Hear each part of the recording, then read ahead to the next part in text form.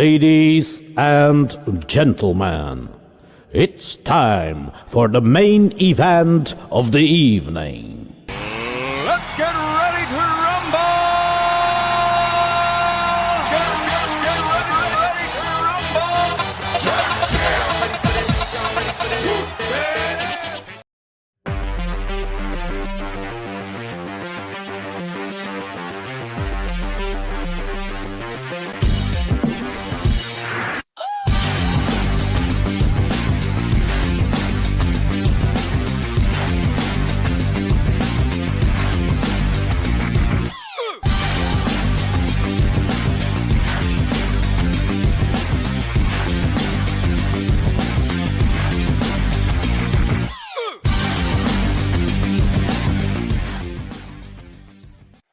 Good evening, everybody, and welcome to the Toon Review YouTube channel. We're live once again with the press conference reaction and match preview for our upcoming game against Leicester City.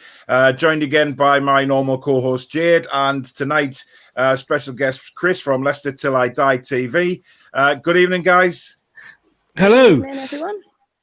Good. Jade, we just spoke a little bit in the background there about this new arbitration announcement, and you said you're not getting too carried away with it just yet. Neither am I. I'd rather this whole takeover thing just died down, went behind the scenes, and was sorted without anybody knowing, and then just an announcement saying it's done, get on with it, happy days. That would be the ideal scenario, wouldn't it? I think too many journalists get so much clickbait out of it just because how desperate NUFC fans are, and the Chronicle for me are just a nightmare for that. It's like each day, it's like update for the takeover, but nothing's actually happening. No one really knows. There's only one man a few men who knew, and that's the legal teams, Mike Ashley in the Premier League. No one else knows anything. And Newcastle fans will be back to tracking planes in no time. So, cans are chilling, but they'll be there. Until I tweeted out that, should we put cans back in the fridge? I mean, Chris, from a Leicester City point of view, just from an outsider, I mean, what do you think of all this goings on at Newcastle? You know, being so close to being taken over, and then the Big Six apparently putting a stop to it, and then they go and try and break away with the Super League, and so the Premier League could be in big trouble here. I do feel a little bit guilty on all this, because I feel like we might have started all this off when we went and won the Premier League in 16, and they said that's not happening again. So on behalf of Leicester fans and Leicester as a club, I will apologise to the footballing world here. To be honest with you, it's ridiculous. I mean, we're so lucky because we've got, we believe, sort of the best owners that there are out there. Yeah, clearly you have. I mean, everybody knows. I can't say enough about them. The ESL, I was surprised. My attitude with the ESL was, if they want to do that, F off and go and do it, but don't expect to play in the Premier League, because we'll develop over time another top six. We'll develop, more, different rivalries. But and I was surprised of their fans at the way they reacted. But yeah, I mean that looks like it's dead in the water now. I mean, I'm an old git, so I can remember when, like, what was the equivalent of the Champions League, the European Cup, was for the champions. Yeah, I remember them days. And it was straight knockout as well. There wasn't any of these league tables. It was, straight knockout. If you lost in the first round, you lost, you're out, you're gone. Yeah. And there was no dropping into the other trophies either. If you were out the Champions League, if you were out the European Cup, you were out of Europe full stop. Don't like that. There was no second chance. I mean, let me give you this as an example of how stupid this is this season. And I'm going to have what I call a Paul rant here. We could finish third or fourth. Arsenal could win tonight. They can go into the final, Europa League final. They could beat Man United. And as winners of the Europa League, they will go into the Champions League. Yep. And they can finish 10th, 11th in the Premier League. And they're in the Champions League. We can finish, let's say, we're third now. That's hopefully where we'll finish. But, we could finish fourth or fifth and then not qualify for the Champions League over a team that's finished, 10th, 11th place. Yeah. It is totally and utterly stupid. It's wrong. The whole thing needs changing. Yeah, the whole thing in Europe needs changing. I mean, I'm not talking about a Super League or anything stupid like that. What I'm talking about is Do you know what?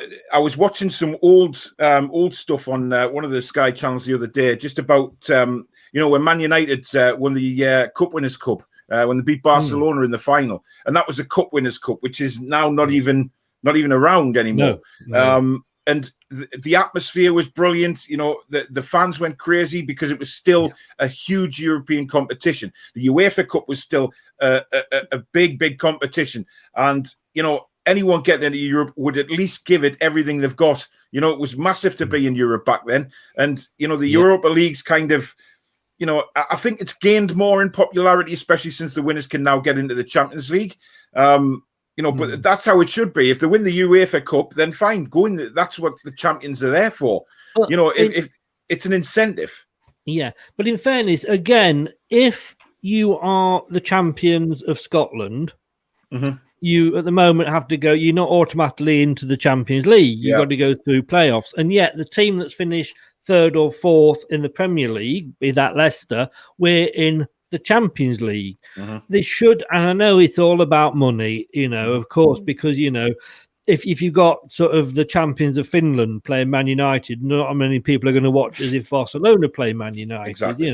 But it should be, personal view, the Champions League should be for the champions, just make it for the one team per country, but expand it to all the countries, that can join in. The next 4 or 5 places, you expand the Europa League, and that for me is what I would do. But it's probably not going to make as much money for people. I just think it'll be an absolute disgrace if Leicester, for what they've done this season, don't get into the Champions League. I mean, Jayde, what's your thoughts on it? I think I agree, to be honest. I think it is all about money now. But back when I was kind of growing up watching football, like I say, the Champions League was just for the champions. But then UEFA Cup back then was just as good. I think being in it was just as kind of as exciting, and it was a real good competition.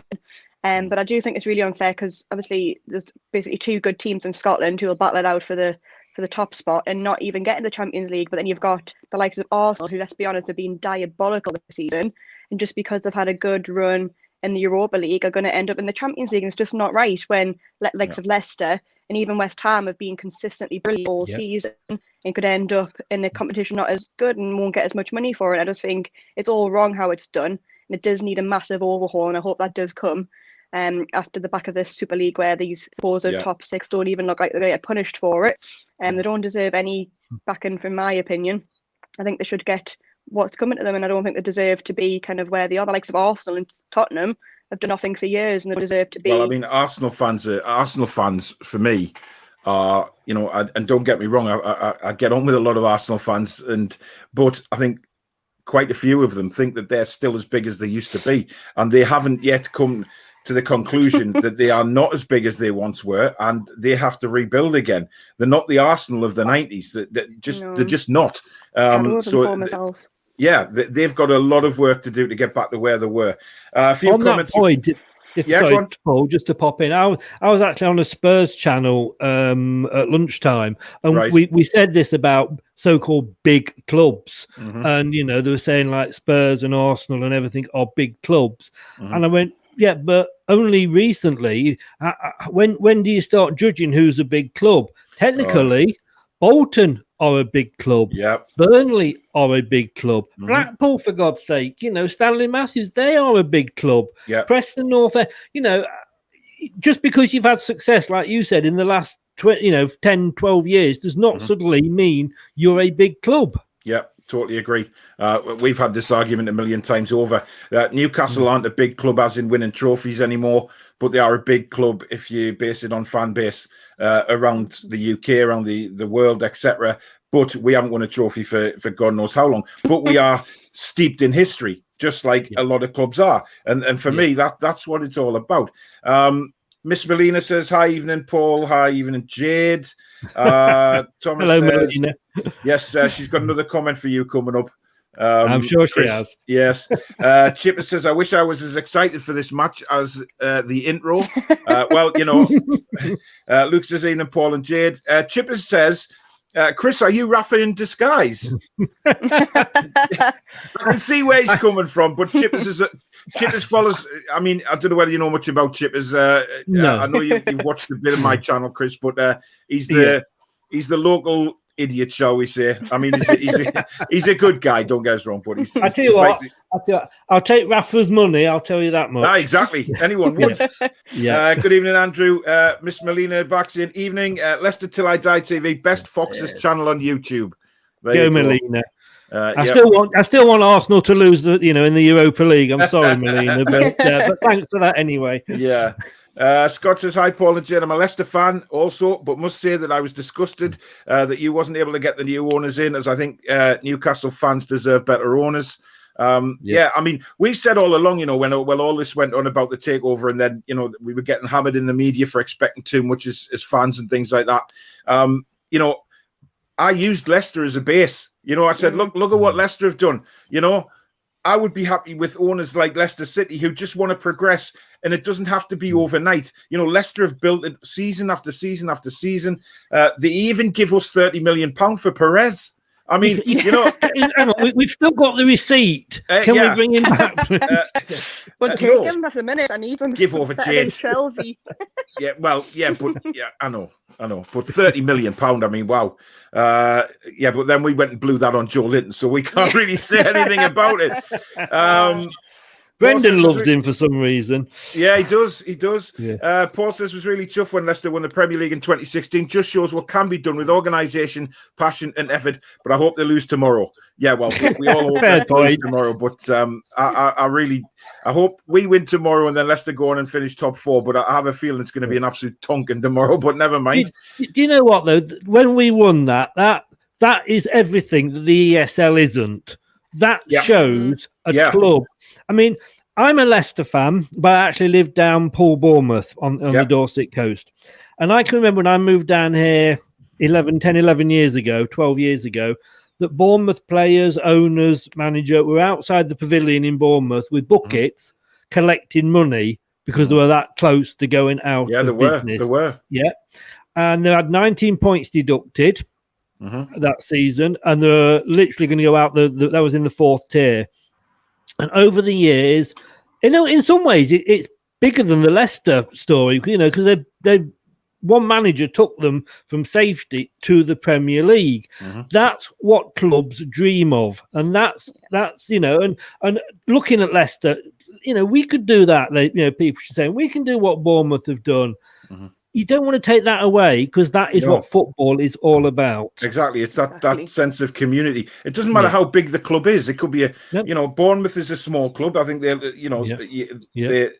admit that. But they are, they came together when they needed to. It doesn't matter whether you get 70,000 or 6,000. Your football club is your community. And I mean, it's the way the big clubs are handled now is just wrong. Leicester for me have done it the right way. There's a couple of other clubs have done it well. It won't overspend or won't do anything that they're not sure about.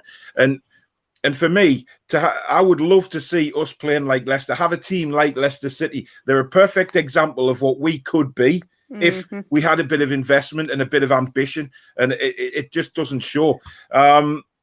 Do you want to we have got it wrong at times, though. Yeah, well, everybody does, Chris, don't they? I mean, you've got to get things wrong to get to move on. If you got everything right, then there'd be a problem. There's bound to be things going wrong sometimes. But with our 15 years under Ashley has just been wrong, full stop. We've had literally no positives. Right now, Chelsea would win any European league. Yeah, I think they're on fire at the minute, to be fair. Here's our little Mackham friend, Jayde. God, here he is again. Brendan Rodgers praised Steve Bruce. Respect. Yeah, we'll come on to that comment from Mr. Rodgers. Anthony says, bring the Cup Winners' Cup back. Yeah, I used to love that. Going to all these foreign countries and the funny style goals and the way they had the nets. And I used to love that. Joan says, I'm from Barcelona and the players are old and slow. English football seems better now. Bring back the Cup Winners' Cup adds a financial incentive to winning the cup. Of course it does. And that's what it's all about, having incentives and a bit of ambition. Luke says, welcome back, Chippers. Please don't welcome him back. It's been peaceful 2 weeks when he's been at work. Paul says, is Chris Raffer in disguise? then Paul is Lee Charnley. Right, Oh, give up with God. that. Right, don't get my blood pressure up tonight. I've had enough. Chris isn't Rafa. I'm not Lee Charnley, and I'm certainly not. I'm 6'5". I can't be anything like Lee Charnley. He's only 3'2". Scott says, Paul and Jayde, I'm wondering what your opinions are in regards to Champions League, Europa League, and Europa Conference League. I can't see them being as competitive as previous competitions. Well, I mean, we've already discussed it, to be honest. We want to go back to the old days. I know it might be being boring with us three old farts on here. Sorry, Jayde. But you were old enough to remember the old European competitions. Yeah. So there you go. It worked. It just worked. Miss Melina says, Chris doing well. He always does do well. I've watched Chris's channel numerous times, more than he knows. Now you got me worried what I said about Newcastle. It's all right, mate. Don't worry. Musical Magpie says, hope Carroll scores again against Leicester. He won't get on the pitch against Leicester. Mark says, I'm from Coventry and I support Newcastle United. Nice one, Mark. Welcome to the channel. Please do. We've all got our problems to carry, Mark. Don't worry. I know. Well, you'll get, you have our sympathy living in Coventry. Yeah. Kevin says, agree with Chris. F off Big Six. See you later. Chuck them out. Bring in the Jocks, Celtic, Rangers and Co. We would be a better league without them. They'd be out because Bayern and Co. won't go. Obviously, there it goes. Won't go with them. Yeah. I mean, Bayern... I love Bayern's response to that Super League, to be honest. Tony says, I didn't realise that I'm a Leicester fan. Sounds like I'm Mollusk a fan until Paul said it. Fair enough. Chipper said the Premier League would be a better spectacle than with the so-called top six. Yeah, it would. So Rafa needs to come up. That's obviously a Liverpool fan. If we ever get a takeover, I hope the new owners create a passionate team like Leicester. Yeah, that's all we ask for as fans. Now, Jayde, Steve Bruce did his marvellous press conference again today, which was... I dread these every week. Yeah, it was pretty dull, to be honest. I mean, it wasn't fantastic. This is, they're not in any order, by the way. I just put them up. On Callum Wilson, he's over his injury, which is vitally important. He's had 90 minutes under his belt, which is good for his mental state as well, that he knows his hamstring is okay. I mean, we knew that from the way he's been sprinting, but he got no supply last week, Jayde, and his game was just empty, wasn't it? Exactly. It's pointless having him on the pitch if you're not going to give him the balls he wants. He's literally telling the players around him where he wants it. And with Callum, he likes to play on the kind of shoulders of the backs of players. He'll make runs, and that's why he finds himself offside. So you need to get the ball to him when he wants it and quickly. And that's the one thing that, unfortunately, our midfield can't do, is get the ball to the strikers quickly. It's always kind of a pass too late, the stop, turn around, then go front. So I think if he was in a proper team, he would be scoring in the 20s of goals. I think he's just not getting the supply that he deserves, unfortunately. Kevin says, Chippers, we've all missed you. Take no notice what Lee Charnley says. He's only in a good mood because ATMRC aren't going to pull him in jail. Kev, me and you could fall out big style. I'm subscribing because you love Steve Bruce. You are a wind-up merchant. I mean, you're a Sunderland fan. Go on a Sunderland channel. I know you're falling apart this season, but just dry the tears up and prepare for another year in League One. Miles says TV. Exactly. Miles says, my condolences to the 10,000 chosen who want to go to Sheffield United game. The 10,000 will be lucky to watch Brucey Ball. Oh, he's back again. Charles says, hey, Paul and Jayde, hope you're good. We certainly are. Which current first team Newcastle United player would get into the Leicester City team, Chris? Now, I saw this. It's gone a bit viral, this, and I'm not sure which channel it was, but there was a channel or a blog that was comparing every Newcastle player and every Leicester player, and like you say, is trying to do a joint team. And and I've got to be honest with you, I haven't seen it fully, but it did end up with 11 Leicester players in. I'm sorry, guys, but I'm not that's shocked. the truth. Maxi could be on the bench. I've got to be honest with you. Go on, Chris. Sorry, I was going to say, even Perez for me struggles to get in the Leicester team, and he's an ex-Newcastle player, let alone any current ones. And Sam Maxim is the only one I think is. How can I put this without sounding condescending? It's really hard, but he's the only one I think that is good enough. But then I'm looking like, I've got to drop one of our players. And so I'm laughing at the cat behind you. Oh, yeah, the cat always makes an appearance. Always. I'm waiting for some of the comments to come up, some rude comments. But I'm just, who would I drop from the Leicester team, in fairness, to put a Newcastle player in? Yeah. And I can't. I wouldn't take it. I'm sorry, guys, but I simply wouldn't. I'd agree. I mean, Jayde, we know ASM's, he's capable of absolute brilliance. And, when he's on his game running his defenders, he's fantastic to watch. Mm-hmm. But he does have a major problem with his final ball. And that was evident against Arsenal at the weekend. He scores brilliant goals, but there's just something there. There's no consistency with St. Maximin at the minute. Now, whether that comes along with replacing English football or he gets a better coach, because some of our players have been, just coached absolutely abysmally this season. So I think ASM, but if you look at who Leicester have got, I mean, would you really swap out Iheanacho and Vardy for a Wilson? Because I certainly wouldn't.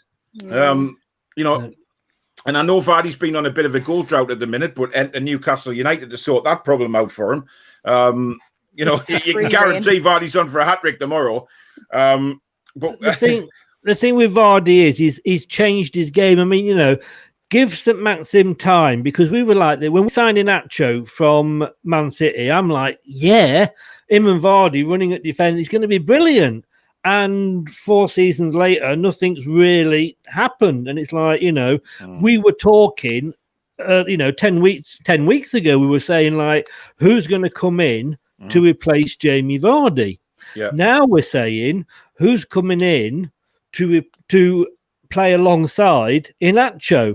Yeah. Same position, but for different reasons. And, Iheanacho never got a run of games. He was coming on for 10 minutes at the end here and 15 minutes there. Yeah, he'd score a goal. He'd be given a start, but then he would be taken off. And the poor guy, didn't get the chances. Because we had all our sort of number 9s at the same time, Maddison, Perez, Pratt, they were all injured. And Brendan had to juggle the team around, stumbled upon this formation that he's playing at the moment with 2 up front again, and suddenly it's brilliant. Vardy's not scoring. Who cares? He's providing.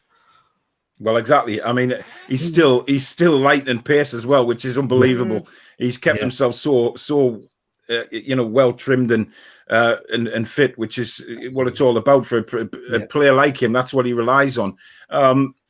Hendrick and Shelvey offer nothing. We need to replace them quick. Don't Chris, say his name. Well, no, I know I lost my rag a little bit on Tuesday on the fan forum, but I had every right to. Hendrick and Shelvey. Now, I would gladly swap them for Ndidi and Maddison, Chris. I'm sure you would. I think that's a good deal. Can I just say, fill in the blanks, blank off. Every time we try and pick Shelvey and Hendrick with any opposition supporter, that is always the answer. Bruce will call in sick for the Sheffield game. He come out with some utter nonsense today, which I believe is this one. Steve Bruce on the return of fans later this month. That will make a difference. To see supporters back will be terrific. Is it not terrifying? Jayde, he's going to be absolutely bricking it when the fans are in the stadium. He knows what's coming. Got to be. Oh, he's got to, isn't he? I know he's a deluded man, but he's got to know what's coming. But I think obviously 10,000 of them, I think they're offered the season ticket holders first. But they're still going to make a difference. You're still going to hear them. We're a very loud support group. So I think, and good on that, he's got away with so much this season not having fans in. And I think it's about time, obviously, he hasn't got a social media. I think people wrongly target Alex Bruce about it, but he knows how we feel about him. So I think there will be some weird excuse where he can't be on the touchline at the Sheffield United game. But He deserves it at the end of the day. Like, I don't agree with them taking it personally. I don't think he's a nasty man. I just think he's just not very good at his job, and I really don't like him. But Well, I think that when the fans are in the ground, the 10,000 will be on the other side of the pitch. You're guaranteed about that. They'll not be down by the dugout anyway. He went on to say about Fabian Schär's red card being unsuccessful, the appeal. We thought it was harsh, and I still do. We have to accept it. We thought it was worth an appeal, and unfortunately, we've lost it. It's a crying shame for Fab because he's worked tirelessly to get himself fit. If that was the point, then why is he making a rash tackle? Did you see that tackle, Chris? I didn't, to be honest with you, but we had a similar sort of situation against Southampton where they got a player sent off after 10 minutes, which was great for us because it was a Friday night. They were down to 10 men after 10 minutes. Last time that happened, we beat them 9-0. Yeah. It wasn't the same.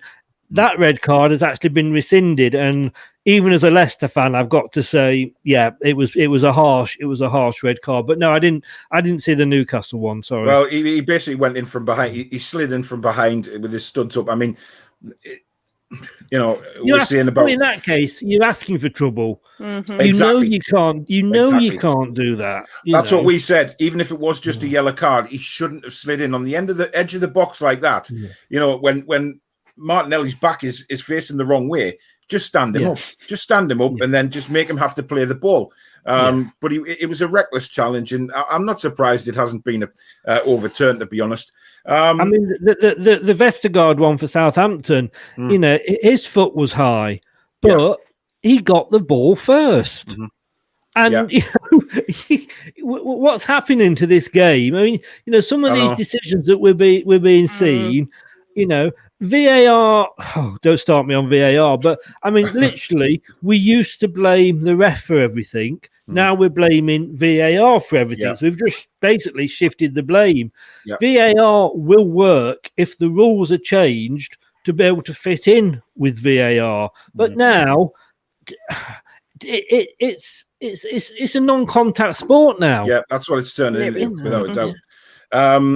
If it's 5-0 again, I am Bruce out. Bruce needs to go, and Shelby as well. Happy Feet says Steve Bruce has stopped trying, almost lost against Liverpool and didn't try at Arsenal. I don't think all the players are playing for him anyway, but it's interesting. Go on, Chris. Can I ask you guys a question? Yeah. If you don't mind, because it's about the Liverpool game as that's come up. Because I actually watched the first half in that, and I mean, you got a point and you didn't give up, and you got the point at the end. Well done for that. Did us a bit of a favour. But in that, you went 1-0 down in that game. And as I was watching that, and maybe I didn't see it, but that first half, and I only watched the first half because I thought this is going to end up 5-6-0. Because you're not the only one, Chris. To be fair, turned up. Well, no, because I spoke to a couple of Newcastle fans, and again, I'm trying not to be disrespectful, but said that they thought you played really well, and I'm like, but from what I saw, it was like gunfight at the OK Corral. You just literally, if Liverpool had got the shooting boots on, you'd have been 5-6-0 down at half time just from Jota. That's exactly what we said. And I didn't understand any of these Newcastle fans that said we played well at Liverpool, because the home game we did when we got a draw against them. But down there, I mean, like you said, had that been the Liverpool shooting boots of last season, it could have been 13. It could have been 13 or 14. And that isn't emphasizing it at all. It's no exaggeration. It could have been that. And we were lucky to get out of there with a draw. But should Bruce have made some changes? Because, I mean, he seemed to be at the side of the pitch there watching it and basically crossing his fingers, hoping he got to half-time without conceding. That every week. That's all he does every week. He's just, with the Liverpool game, it was frustrating. But I think because we have been subjected to so much drivel this season, any glimpse of a slight kind of improvement, we're all buzzing about. It's like, oh, we've changed course, we're going to be better. But his selection, his substitution times baffle me. And I just think, we weren't good against Liverpool, and we've just been extremely lucky this season. Because I think if it wasn't for pure luck and some kind of individual players' brilliance, like the Willock and Saint and Wilson, we'd be in the bottom three already. And that's just a fact. It's just pure luck that we're not. And it's hopefully keep it up till the end of the season. But I can't see it changing while he's in charge. Kevin goes on to say, good to listen to real fans. Nice one, Chris. Good crack. 2 Leicester lads on with Colgate John tonight. We're good to listen to as well. Real fans, real club, not Real Madrid. Laughing stock last night. Yep. I think they've got a rebuilding session on. Just to go on to another couple of points from the press conference. Steve Bruce on team news. Everyone is okay. Obviously, we lost the appeal with Fabian Schär, so unfortunately he's not available. But everybody else has come through the weekend unscathed, which makes a massive change. He's probably given them a week off in training. Apart from the fans. Yes. We didn't come off unscathed. Talking about the game, he says it's a big game against really good opposition. So can we go and get a result, play well and keep it in our hands? There's still a lot to play for. And my aim is still to get near to the points we got last year. I mean, he's deluded. The man is deluded. I mean, if we look at that league table there now, okay, Stop it. when we lose tomorrow, okay, we're still going to be stuck on 36 points. Now, the game between Fulham and Burnley is massive on Monday. It is massive because if Fulham do win that game, that will give them so much confidence. The gap closes down to 6 points. They've then got Southampton to play, who aren't playing very well at the minute. We've got Manchester City after Leicester. So, you know, even if Man City have won the league and yes, they're in the Champions League final, Pep Guardiola does not like his team not to play well, put 100% in and get 3 points. So it's going to be a massively tough game for us. So it could be down to 3 points again. And that's when I start basically shitting through the eye of a needle because it's down to the, you know, I've just got this horrible thing that it's going to come down to the final game of the season. And we will have to go to Craven Cottage and get something because if we go to Craven Cottage, still the 3 points gap, they will have undoubtedly a better goal difference than us.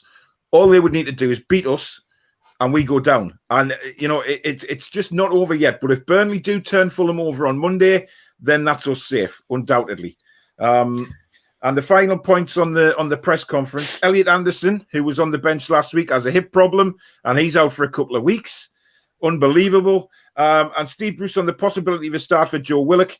He came in against Southampton, did very, very well. Certainly he's been knocking on the door. He's had a terrific time for us. Knocking on the door is the polite way to put it.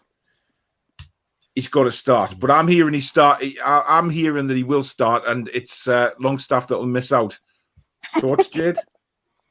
I just can't. It annoys us so much because like the kid has got loads of potential and he should have been starting the previous 3 games that he didn't. And as soon as I know he says he's going to be starting, I know he's not taking Shelby out, and it still. I've watched it all season, but it still annoys us to this day. The fact that that man is kept in. I would love to see Willock and Longstaff together to see what they can do. 2 young lads run their arse off, see what they can. And every week it just I mean we can say as much as we want when we do the team previews and stuff. We can say that we want Shelby out until the cows come home. He's not going to drop John Joe Shelby. But I feel that Leicester, your midfield, Chris, will just absolutely overrun Shelby on Saturday. Tomorrow night. They'll go through him like a bus. I'm telling you. Leicester. I'm kind of surprised at what you see. I think you're safe. I really don't think you're going to go down because I don't think Fulham have got any points left in them. I think they have their chance, you know, when they had that bit of a mini revival a while ago. That was their chance, and I think they've blown it. And, you know, I can't. I don't. It'll be close, but I can't see yourself going down. You know, it's almost. You know, you've got to think that they've got to win every game. Yep. You've got to lose every game, and you know you've got to play each other on the last day of the season. And I just can't see it happening. To be honest with you, I just think that you will be safe. But well, you know, I mean, we do hope that, and I think a point for us. We just need one more point and we're safe. It's just there's always this niggle in the back of my mind that it's Newcastle United. It's under Mike Ashley. You know, we have had no optimism now for 14 years. And when we're talking about sort of, you know, we've been relegated twice already under this man, you know, under his ownership. And, it could easily happen again. The thing is with Fulham, you know, they've closed down an 11 points gap before, like you said, Chris. So to me, they can do it again. And Scott Parker is the right man to get them motivated. But on the other side, there's also the fact that they've been kicked so many times in the last few games when they're about to beat Arsenal and things like that, and these last-minute goals have cost them points. So the motivation will have been rocked. But I just think they'll have seen Newcastle United playing last week and thought, hang on a minute, this isn't dead yet.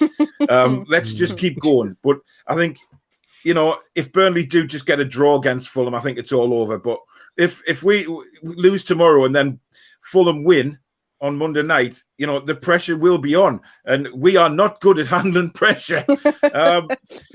Leslie says, hey, tell us about it after last season. We blew it at the end, didn't we? I know. Leslie says, I tell you what, I don't know how you all feel, but we missed Willock against Arsenal. Damn right we did. And our mate says, I'm not a Sunderland fan. Oh. You'll make of that what you will, Jayde, but he's not a Sunderland fan. Lopetegui would be a good choice for Newcastle. He is the current Sevilla manager who won the Europa League. Yeah, maybe. We can name names till the cows come home, but no one with any ambitions coming here. Yeah, they want a yes man, and that's the only that's Bruce for you. Do you know we keep saying that about the cows coming home? There ain't no cows coming. I'm telling you. I know. Yeah. Pete said, "Would like to see Aja from Celtic signed up. We have watched him numerous times this season. 23-year-old centre half might freshen the back line up next season. Yes, but I also find out that Celtic are wanting 25 million quid for him, and there was a report came out that Newcastle United will haggle. Now, we know all about Newcastle United and haggle, and they just will not pay the price that a player's worth because they want to get a player on the cheap and then go from there. Just like, that guy Cardiff's been linked today. He's not Premiership standard, I don't think. But again, we are shopping in the bargain basement at the minute and until the takeover. Shelby for Indeedy, Chris? Yeah, I think I've answered that one. Like I say, yes, with a swift two-fingered gesture. Yes, but I mean, Indeedy for Shelby. That's like I was saying to the Spurs fans earlier. Brendan's not going to Spurs. There's simply, like you say, an off. I'll leave it with an off. Yeah. Happy Feet says, I think some of our better players are on loan. Muto being a good example, he could easily replace Hendrick any day. Muto, I've been a big fan of. Even before he was at Newcastle, I knew he could score goals. But Lejeune, I tweeted out yesterday, it doesn't look like we're going to be retaining him. I personally gutted about that because I think he's probably one of our best central defenders, but that's just opinions. Miles said, would you, Paul or Jayde, attend the Sheffield United game if chosen, or would you boycott? Well, I have to renew my ticket, so I ain't getting an invite yet. So Jayde, would you go? I wouldn't go. No, I don't. I don't kind of judge anyone on their choices. But you won't see me in that stadium until he's gone. Unfortunately, I'm not filling these pockets anymore. Then we need to. Well, that's fair enough. And that's people's opinions, and that's what I've said all along. It's people's opinions. If they want to go to the game, then you're perfectly entitled to. If you want to stay away and protest. Never ever stop supporting Newcastle. That's never going to happen. He could be here forever and I'll still love the town. I'll still support them from where I can. But just to give the man any money, like to go into, it hurts, to be honest, to go into the stadium at the minute, see how it's looking, where it's kind of like mouldy and dirty and all them Sports Direct signs. It breaks me heart. So I'd rather just cry in the house after watching them instead of in a stadium. It's horrible. Just have a rage like me, Jayde, when we're doing the match reactions, and if I have a rage, I think tomorrow it might be. Yeah, I mean, I've got my blood pressure tablets for that. So if we do the match reaction tomorrow night, we've had a tonk and I will be in a bad mood. I've had a few rages this season, but never mind. This is for you, Chris. In regards to players from Newcastle or Leicester, St. Maximin or either Dubravka or Darlow is back up to Schmeichel. St. Maximin, I did say, that would be one, I wouldn't, if we put a bid in for him, because we do need to strengthen the squad because hopefully we're going to be playing on four fronts next season. Yeah. We've got a very good Ward. We've got a very good backup goalkeeper, 12 million from Liverpool a few seasons ago, just signed a new contract. How old is Schmeichel now, Chris? I mean, is he about 30, 34 now?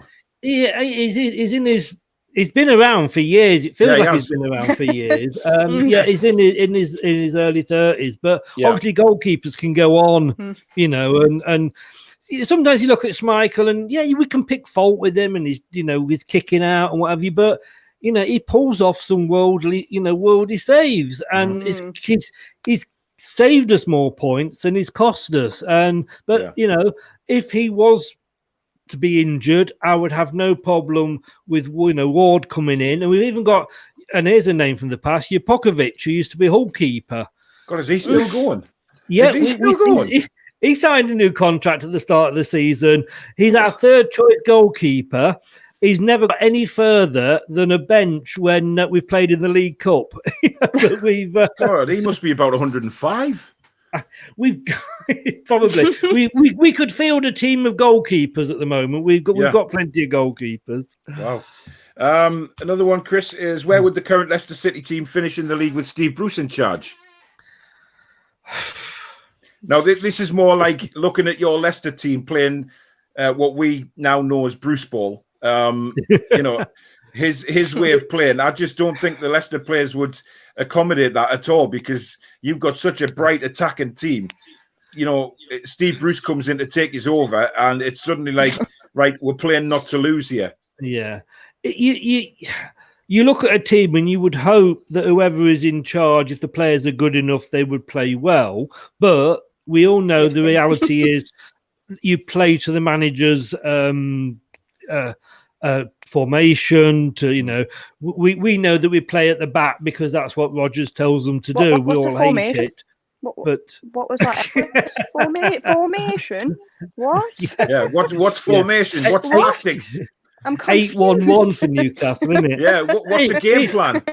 If we had Bruce in charge, we would be bottom half. I'm pretty sure. No disrespect to you, but I think we'd be bottom half. Not disrespecting us. I mean, it's statistically proven that he is the worst manager in the Premier League history, and for me, he's the worst manager we've ever had at Newcastle United.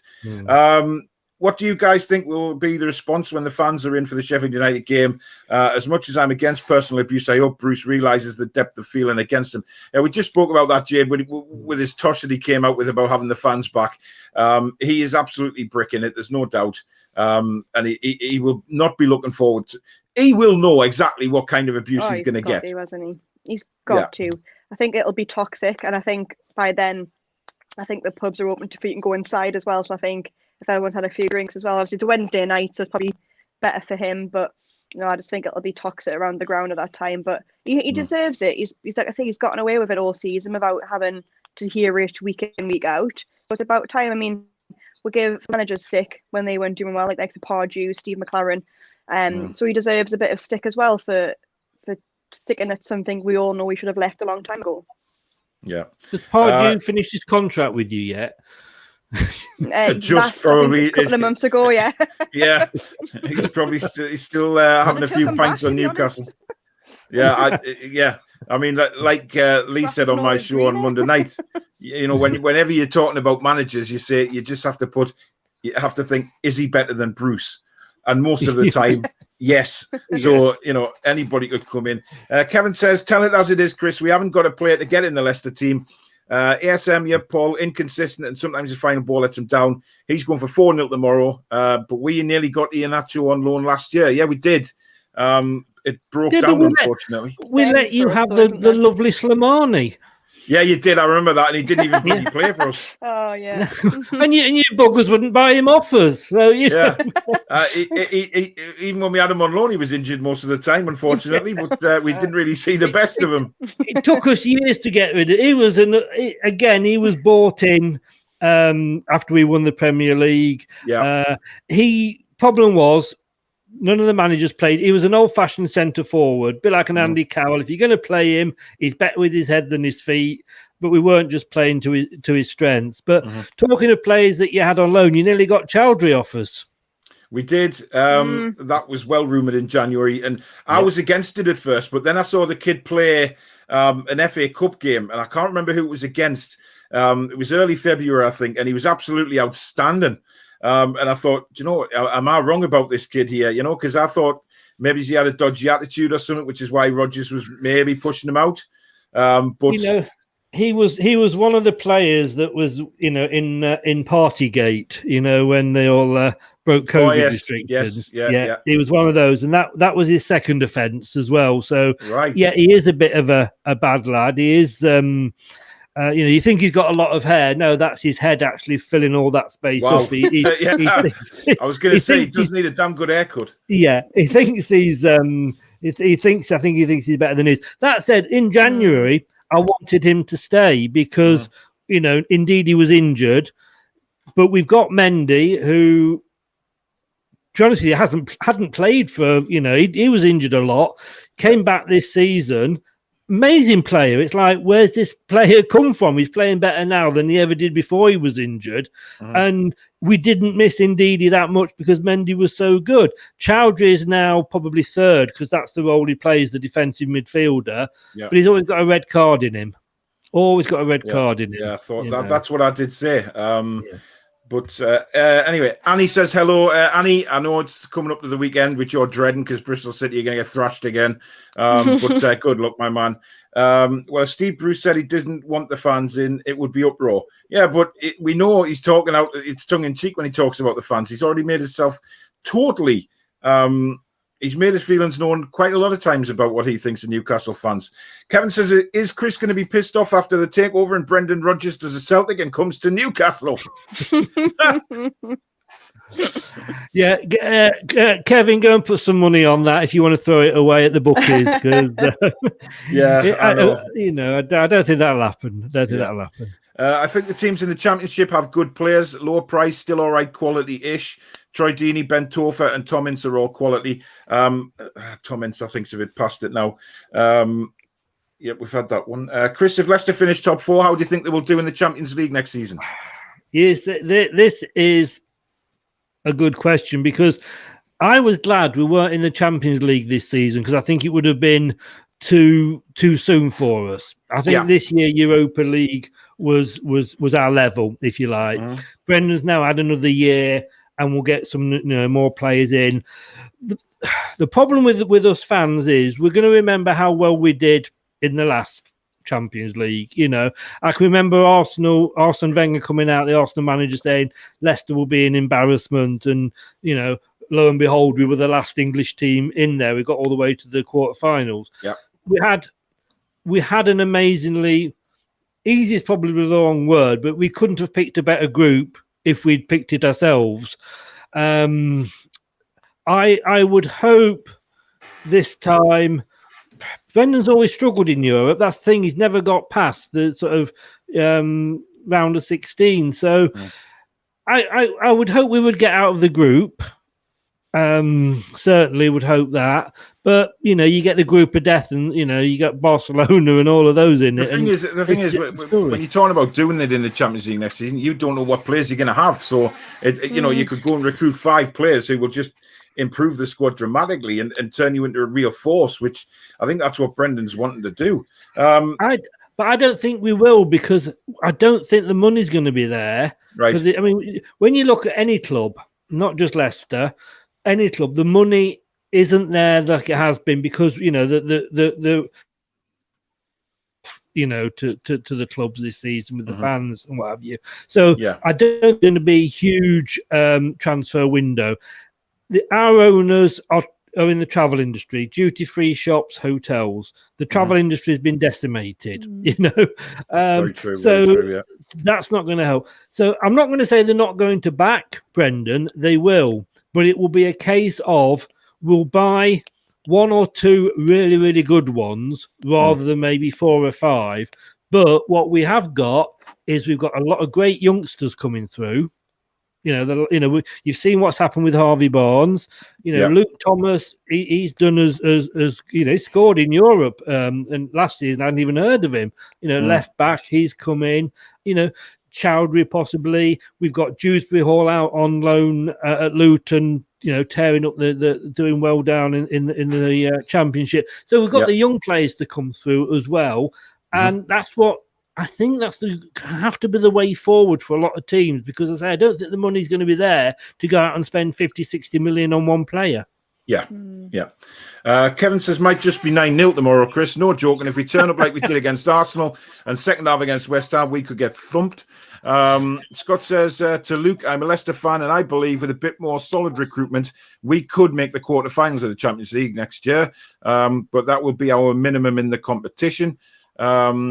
Chris changes like what Jayde says. He ain't got a Scooby-Doo. Pure luck is why we ain't in the bottom three. Yeah, it is. It's just by pure luck we're not there. Good news from the club today, says Jules. Yes, it is fantastic news. Let's just keep fingers crossed that things start rolling forward now. I did laugh at Mike Ashley's comments, though, Jayde. I mean, I don't know whether you've seen them about saying that dark forces have been removed so the club can go forward. I mean, he's been a dark force since he bloody came to the club. Like? Well, exactly. Has he left? Is that why? I tweeted out. I was astounded by that, and I thought, bloody hell, he's a fine one to talk. Crazy. But it's just like now this is all happening. He goes on. He's like he's the savior of Newcastle. He's like, I've been fighting for this for you, and I'm like, you're the reason we are where we are now. Yeah. It's like, don't come out now and try to say you're acting in our best interests. You're just a horrible liar who has destroyed something that was so great for a long time, and he should be ashamed of himself. I know he won't be, but I hope he goes to bed. Well, he won't be because he's made a fortune from us, hasn't he? So it's just disgusting. He's not going to be bothered in the slightest. Ada says there, of course, they're not injured. They never made any tackles last week. Yeah. Chipper says, Bruce saying everyone is okay. FNL, they should be. The lack of effort last week was most of the efforts didn't break sweat. Exactly. I mean, yes, that's basically how it is. You know, that we didn't. How are they going to be injured when they just walked around the pitch for 90 minutes? Newcastle are never. He was happy with the performance. And the effort was there. The effort was there. Yeah. The effort was there. According to Steve Bruce, of course he was. Newcastle are never going to be good with Ashley and Bruce there. The reason we're not in the bottom three is there are worse teams below us. I think we may go down next season. Do you know what? I mean, a couple of weeks ago, I said we were probably the worst footballing side in the Premier League. You know, I've slightly changed on that. I think Sheffield United are a bit worse than us. But, you know, we've been abysmal. The football has been absolutely abysmal. Callum said, I would love to see the lads tomorrow, but I won't be able to because of this COVID. And if we beat Sheffield United, is a big if. The only chance I get to see them is when they play Leicester. Shelby needs dropped. My tortoise is quicker. Yeah, United. Well, hopefully we will. Just going through a few of these comments and then we'll crack on with thoughts on the game tomorrow. Still think we're going down this year, says Paul. It feels like Newcastle are second class in this video. We're not even second class. We're third, fourth, fifth, Jayde. Yeah. Yeah. I think you're right, Chris Lee. Charlie has been worried sick last couple of weeks. Come on, Paul. We are staying up by the luck that Bruce has had. At the end of the season, he needs to put his bonus on the lottery. I'm surprised he hasn't won the lottery already. I hope Shelby doesn't start. We put Lewis or Mankio in this week. We'll come on to that in a second. Shelby out. We got Joe Linton on the cheap, Paul. Really? That's a bit of a sarky comment, Kev, but yeah, blew it all. We blew it. Swab Shelby with Aya and £8 million. I think would be very, very low. I want him. NH workers can go. They've suffered long enough, surely. Yeah, but we don't want to give them any more suffering, do we? Yeah. You know, congratulations, NHS, on doing a fantastic job with COVID. Your reward is free tickets to go and watch Newcastle United and Sheffield United, the two worst teams in the Premier League. Yeah, okay. That's really going to get the spirits up. Do you reckon we should get rid of Hendrick? 1,000,000%, yes. Miles says, well done, Jayde. Don't feed Ashley. You can still support us without lining his pockets. Need people to tell Bruce to F off. What do you make of Perez, Chris? Was he a good buy?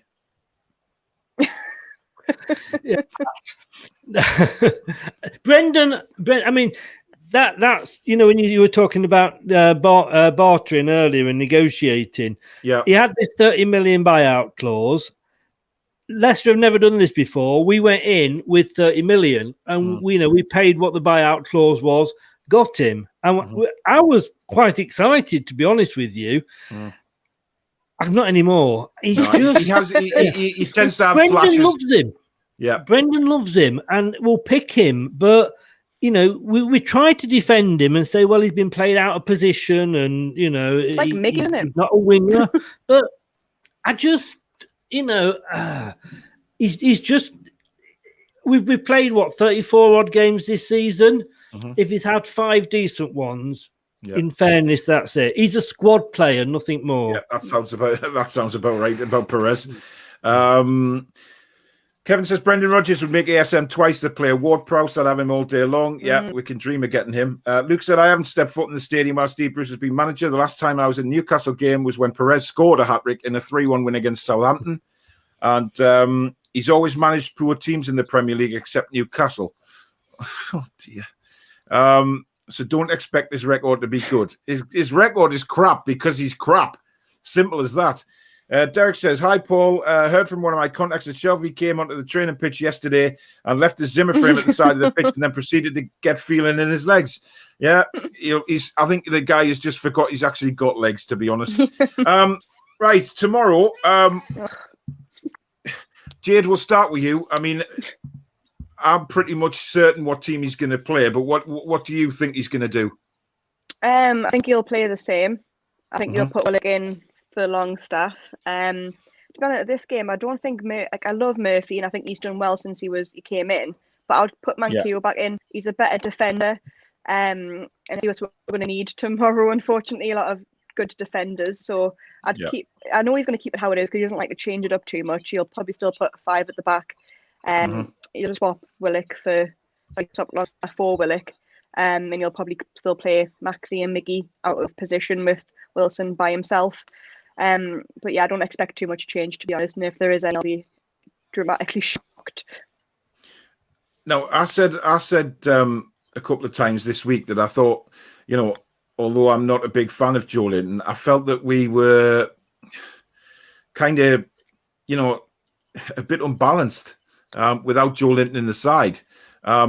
So for me, I can't understand how he thinks this formation that he's been playing is going to work against Leicester because our midfield is so fragile. We're playing the 5 at the back, and you can say it's 3-5-2 all he wants. It's 5-3-2, and we know it is. The midfield is just going to be overrun tomorrow, and it's because I feel sorry for whoever's playing alongside Shelby because those other 2 midfielders are going to be swamped tomorrow and will have to do all the running, and it's not fair. Well, no, because obviously Shelby will take a back seat as he normally does, and it'll be Willock or Longstaff taking up the slack for him, and he'll be knackered. Yep. I'm surprised Longstaff hasn't injured himself already just for the amount of running he has to do to cover Shelby. And obviously against Arsenal, Shelby was to blame for the first goal, and it's simple kind of tactics that Bruce hasn't got. Like if you lose your man, you get back and you mark your man. Because when Shelby just kind of floats around and then you'll go back to get the ball, pin a 20-yard pass up to no one, and then it comes back at her again. It makes no sense. And I think the defence is going to have to be really solid because they're not going to get any support from the midfield. And if they do, it'll just be one of them. Yeah. Would you take Miggy out? Yeah, I would. Yeah. So who? I think he should be on the bench for a couple of games. Yeah. I mean, I think I would swap Miggy for Linton, to be honest. I think. Like you said, I'm not the biggest fan, but I think it sounds weird, but we did kind of miss his presence kind of on Saturday. I think on Sunday, his hold up play, I think, is better than I thought it was. Because I think when we get the ball forward, there was no one else holding up the ball, waiting for Wilson's run. It was just it was to no one. So I think we did kind of miss that because he's a strong lad and you can't hold the ball up. I know he does lose it probably 8 times out of 10, but the times he does, it kind of does get people moving forward in a position to get in front of him to kind of get past the ball. So yeah, I would take Miggy. I'd probably with St Maximan, it's not working with Wilson. They don't work as a 2. They really don't. When you have him up front with him, it doesn't make any sense. Like he's not a striker. Like he deserves to be in the 10 role where he's like free to go wherever he wants. Basically, he's having free reign. But where he plays and he's not effective. They just don't work that well together. Yeah, I mean the thing is about sort of Leicester, and Chris, correct me if I'm wrong, but when they lose the ball, they will hunt it back a lot quicker than Newcastle United do. So, if we lose that ball like we did last week against Arsenal, and I'm not saying, silly passes, I'm saying just, like Miggy did last week, it just seemed to come off his foot and run away from him. I mean, we do that against Leicester City, against top quality players. They are going to punish us. And Chris, I think Brendan Rodgers will be looking at that tomorrow and thinking, he'll have looked at that game last week. He'll have studied Newcastle and thought, right, there is ways around this team. And for once, we can actually drive straight through the middle of a team and hurt them rather than have to go out wide, we could literally just go through the middle. I don't know if I said this earlier. I've said it so many times this season. It all depends which Leicester turn up. Right. You know, the Leicester that played against Palace recently, we were hunting down. We were first to every first ball. We were first to every second ball. But then again, you know, we can sometimes go out and we can then, you know, look like we're just strolling around the pitch. But yeah, I think hopefully it'll be the former that Leicester that turns up. And, you know, if we're on song, and I hate to say this, guys, but if we're on song and get that early goal, I think it could be another 4 or 5. I really do. Yeah. I mean, you have been a bit inconsistent at times this season, though, haven't you? It's sort of, you know, that you go to Man City and hammer them, which was a fantastic performance, and then you lose at home to struggling teams. It's been a bit bizarre. Well, I mean, at the start of the season, we had, like, we were, and I'm not using this as an excuse, but every team, the injuries for all of us this season has been horrendous. You know, we got Man City that day on I think it was the first game of the season because they'd been playing in Europe, so they were a bit behind, and we got 3 penalties. You know, and you don't get that in every game, you know. But yeah, at the end of the day, we beat them. But and then we went and lost to Fulham. I know, you know, and it's crazy. You know, and we lost. I mean, we thought at the time we lost to West Ham. We didn't know at that point how good West Ham were going to be this season. But yeah, you know, we beat them again. Yeah, we did. We've done the double over them. We beat them twice. You know, West Ham who? you do, thank you for that. But you don't know which Leicester's going to turn up. But you know, whenever we've sort of kind of lost or struggled, so have other teams. You know, Chelsea went and lost to West Brom the other week. You know, it's a weird season, and you know, I've been in a prediction league with some ex-players, and I'm surprised we've got as many right as we have because there's been some weird results. Villa 7-2 against Liverpool. Yeah, never saw that coming. You know, and it's just. But the thing with Leicester is we look at that game tomorrow and we've got to learn from last week. We're playing first, so we've got to put that marker down and we've got to go, hopefully, and get 3 points and then say to Chelsea, say to West Ham, right, over to you. You've got to go and win now. Put the pressure on them. We didn't last week. We've got to do it this week. It's really, really important. Yeah. Scott says, Paul, would you rather have Bruce or Allardyce in charge? Allardyce. Simple as that. I mean, I cannot stand Steve Bruce. I do not. I think he's the worst manager we've ever had. And we have had some crap over the years. Jayde, you'll know that as well. But, I mean, would you take Bruce over Allardyce? And no, I'd have Allardyce back over Bruce any day. I think even Allardyce kind of had an idea of what he wanted to do, and he would change things when it wasn't going right. Yes, he wasn't the greatest, but I think at this point I would take Joe Kinnear back. I'm just that desperate to get rid of him. I would literally take anyone. Come on, Jayde, let's not go too far here. Honestly, but like, so it's just no. I'd rather have anyone. I think I'd be Nan on the sidelines rather than him. But can I just say that's the quote of the season for me? Yeah, I'm really shocked, Jayde. You've even brought up Joe Kinnear's name. Yeah, I would. I'd take him back right now. I mean, exactly. I mean, but again, like Lee said on Monday, is he better than Bruce? Everyone's better than Bruce. Got a thing. Yeah. As Shelby likes to bring up these statistics, we're seeing in the statistics. Well, of course. Everyone is better than Bruce. Jake said, we need this win, poor mate. I'm going 2-1. Just got back from the beer garden. Yeah, you can tell. Predicting a win. One fan said, out of the 10 tickets, the tickets for Sheffield, give 1,000 to the NHS. Oh my God, do you not think these great people have suffered enough? Leicester were a yo-yo club in the 70s and 80s. Some great players, mind Lineker, McAllister, Weller, Worthington. You have had some cracking players over the years. But we do have you guys to thank for us not going into the old third division when we won that game 2-1 at Filbert Street. What a day that was. That we'll, was we'll just give you that one. We'll give you that that one. was out of the blue. Absolutely out of the blue. Just give us Benjamin one says, more. yeah, hopefully we spend a bit of cash in the transfer window. I'm sorry, what? We should be pushing to sign Ross Barkley. I think he will pair up with Wilson and ASM. I'd love to have Barkley, but he'll look at our club and think, what? Charles says, great show as usual. Have fun. Yeah, exactly. We're going to get effing hammered. He'll play 5 at the back, but full backs, not wing backs. That's I wouldn't mind seeing if I see Mankio Kraft come on that back pitch, in. I'm not watching it. Yeah, well, I'll have to do a match reaction blind because if I see Emil Kraft anywhere near on that team sheet, I won't watch it. I refuse. just get drunk, Jayde. Just get drunk watching it. Everything looks better when you're drunk. Yeah, exactly. Bruce seems to think. Yeah, that's very true.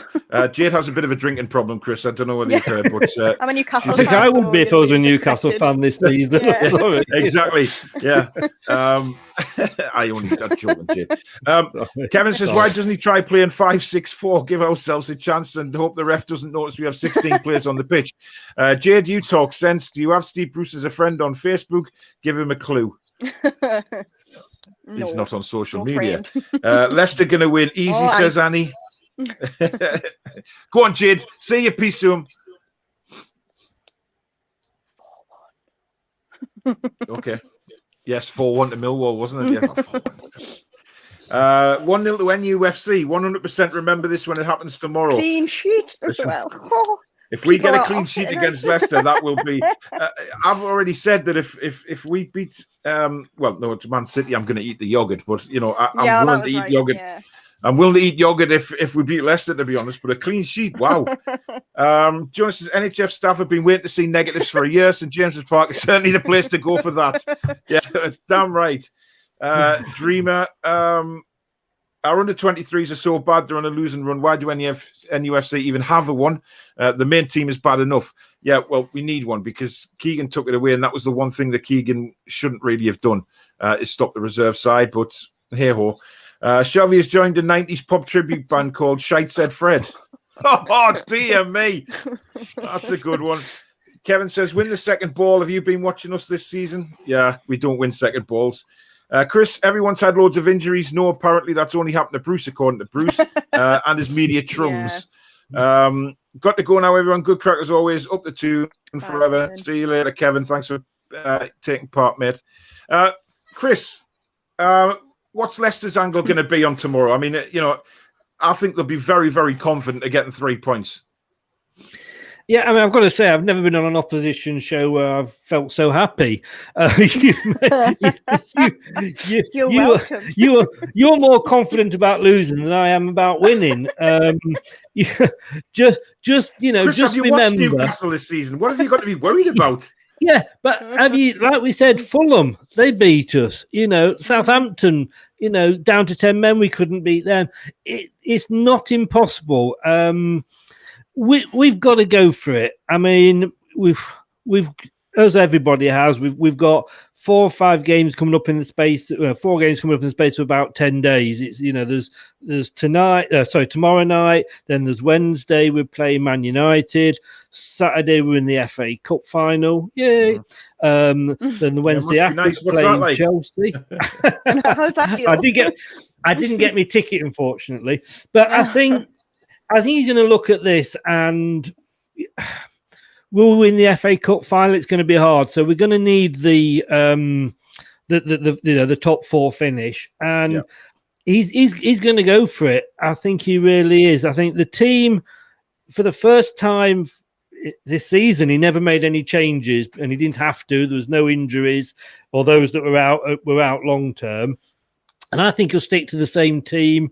And I'll go because, you know, when this team plays, they perv, if that makes sense. And you know, if we're in that mood for it, and I think Brendan, you know, well, again, looking at the missed chance last week against, you know, Southampton, and then, you know, Chelsea and West Ham both won. They closed that gap a little bit.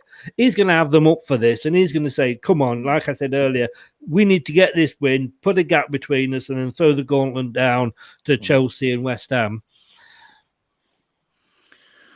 Well, we'll see. Just a final comment before we get the score predictions. Callum says, when is Ryan Fraser back? And do we think Joe Linton could prove us wrong, just as Iheanacho proved Leicester fans wrong? I don't know. I mean, I've pretty much given up on Joe Linton, to be fair, but you never know. It's going to be interesting. Billy says, conservative you guess. might do all right. Yeah, he could be in the Championship, I guess. Conservative guess 4-0 to Leicester. They could easily slap 6 past us, without a doubt. Right. I just promised I'd do this. My stepdaughter did a little black and white bracelet for me today with our little kit. So thank you very much to little Lily for doing that for me, and hopefully it'll bring us some good luck tomorrow. But I said I'd show it on camera, so there you go. If we lose tomorrow, I'm going to blame Lily. Yeah, yeah, it'll be all Lily's fault if Leicester get beat. Chris, before you go, mate, give us a score prediction, and don't be too hard on us, please. No, I haven't been. I've actually I've had this prediction all week, and I've stuck with it. I reckon you could score a goal against us because we have got that in us. You know, Palace did it. We were all over them, and they broke and scored. I think it's gonna. I've gone for 3-1. Right. That's I would love to see us even score a goal. It'd be nice to get in your box. You know what I mean? Just for a little while, just to see. Sorry, will you rephrase that, please? Yeah, I just realised what I said there. In your penalty area, shall we say? Because I know we didn't get in Arsenal's penalty area very much last week at all. But hey ho, Mark says he's the only Coventry. So he's the only one that lives in Coventry that wants Leicester to win the cup. Well done, Mark. And then Billy says, Mark, you ain't. I am too. Gary says, do you feel we have a chance tomorrow against Leicester? No. Great show, guys. And last one, Rogers to kick us in the teeth by telling us what a great job Bruce is doing after a 3-0 win and 70% possession. And then Gary says, I think we could possibly get a draw. Chris, it's been an absolute pleasure having you on, mate. Thanks for having me on. Like I say, you've really cheered me up. I've never felt so positive going into a game all season. Yeah, don't worry. I'm sure you'll be fine. That's what Newcastle yeah, exactly. Yeah. I'll drop you a message over the weekend, Chris, and have a chat about the game, mate. But thanks very much for coming on. And I hope you win the FA Cup, and I genuinely hope you get into the Champions League next year because you're a great club. And I'm sure you'll be okay, guys. You're not going to go down. I'm sure we'll be playing you next season. He is hoping. Thanks very much, Chris. You take care of yourself. Stay safe. Bye. Bye-bye. So that was Chris from Leicester Till I Die TV. Absolutely fantastic bloke and really good crack as well. Knows his stuff. Right, Jayde. It's now time to predict before we end the show. I've never once asked you this week so far what you think the score might be. So go on and hit us with it. I've changed my mind throughout the week. I was like thinking, I was so disheartened after the Arsenal game. I was like, we're going to get beat like 4-0. But I'm going to go with Chris. I'm going to say 3-1 because I think there is a goal in them if they push forward. But I just don't see us troubling them at all. I think we'll get a lucky goal if we go on a counter attack. But yeah, I think 3's probably being a bit generous, to be honest. I think if they're on form, it could be 4 or 5. Christ. Tony says, and I think this is aimed at Annie, Bristol City are playing third top Brentford. Who's getting hammered, Annie? You lost the same fixture last year, 4-0. Likes the 4-0 for once. Speak to you soon, Annie. Leicester. See you on Tuesday. Michael says Leicester will rest key players. I don't think they will because they've got to fight for they're in with the shout of the Champions League as well. Just because they're in the FA Cup final, they're not going to rest players. They've got a chance of Champions League next season. They will be wanting to get that sewn up. And like Chris said earlier on, they play first before all of the others that are challenging for the top 4, so they can really make a stamp a marker and say, right, you're not catching us. So I don't think they'll rest players. Good news, the fans will be back for the Sheffield United game. Will you both be able to go? No, because I haven't renewed my ticket yet, and Jayde isn't going until certain people have gone out the club. And again, everybody has their own choices. Billy and son, glad you live in Coventry and support Newcastle United. Right, my prediction is 5-0 Leicester City. And do you know what? I have an awful feeling that, like Chris said, that Leicester are going to turn up tomorrow because they've got so much to play for. They've got the challenging for a Champions League spot. They're fantastic on the attack. They're so fast. We will struggle with their pace, especially in the midfield. I don't believe we've got the players that can cope with their midfield, because we know he's not going to drop John Joe. If he dropped John Joe, nice to watch a good football inside for a change zone in Leicester. Well, yeah, I mean, yeah, it'd be nice to watch attacking football, but it's unfortunate it's not going to be us. Though. And I just can't see anything other than a hammering tomorrow because of the attitude that we played against Arsenal and the second half against West Ham. The whole game against Liverpool, we were terrible. We just scraped the draw because of Liverpool's lack of finishing quality, which you never thought you'd ever say about Liverpool. But I just can't see us doing anything tomorrow because he's going to go with this 5-3-2 again, and it doesn't work.